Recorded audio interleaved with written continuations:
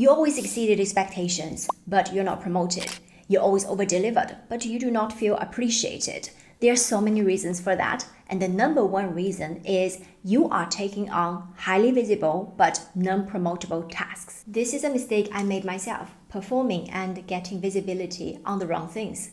As a result of this mistake, I stayed in middle management positions for a decade long. Now, I am seeing so many directors and managers making the same mistakes. They take on extra projects and responsibilities. They think this will help them get visibilities, exposure to the senior management teams, and eventually, of course, this would lead to a promotion. Here's what happens more often than ever.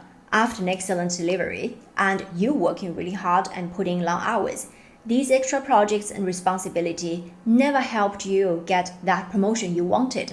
Neither did it enhance your credibility as an executive or a senior leader. The reason is that these are network building roles, not promotable projects. For example, I was coaching a female director in supply chain management, and she was passed over for a vice president promotion 4 times. But when we look closer, here's the project she took. She took on lead roles in diversity and inclusion task groups. These were her passion. She did a really good job. She gained a lot of visibility due to its cross-functional nature.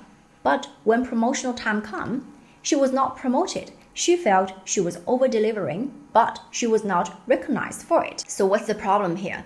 There's a huge difference between high visibility roles and status granting roles. You need both visibility and status to advance your career.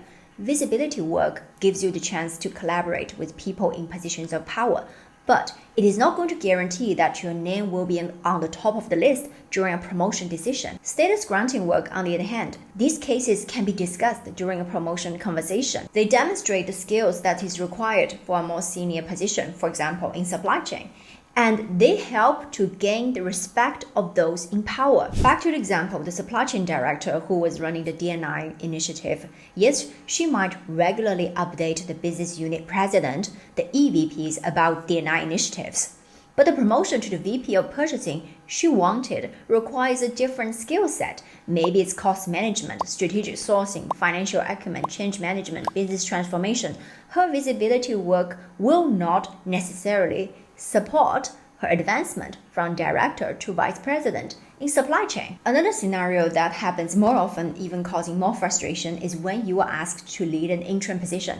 For example, covering for a manager when they leave the job or leave the company, and this position is still open. Now, you might think that being asked to act in your manager's role will give you an advantage, or that's even a sign that you will be promoted to a manager's position. However, this is not always the case, and in most cases, this is not the case at all. Let me share a personal story here. This is a VP position where I was eventually hired. But during the time the position was open, one of the directors reporting to this role was asked to lead the team in an acting capacity.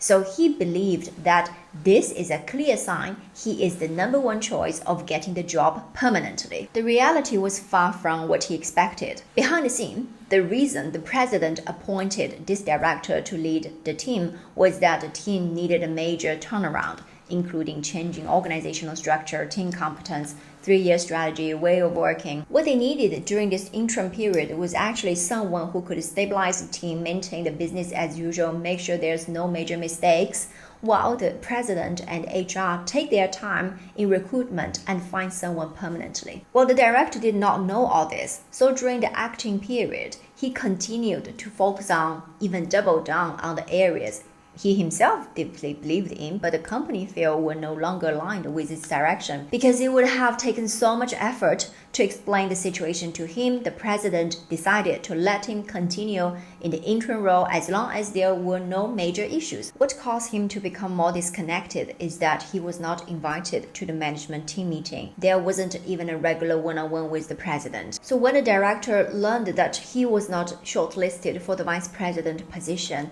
he was so angry. Eventually, he left for another business unit before I was even appointed. As you can see, interim roles are often assigned by someone in status, could be the president, the CEO. However, being in such a role does not necessarily allow you to demonstrate the skill needed for that promotion. And it may not even be set for success from the very beginning. In reality, if you find yourself in this situation, there's a good chance you are doing someone a favor by taking on additional workload and stepping in. The person could be your boss or even the boss of your boss, but that does not guarantee that you will get the job, this promotion. In a recent survey of 2,400 employees around the world, 3 out of 4 people who engaged themselves in interim roles did not end up getting that promotion. Another scenario is the acting person is appointed only for political reasons. Let me share another story with you. He is a vice president working in a global headquarters, and he was promoted.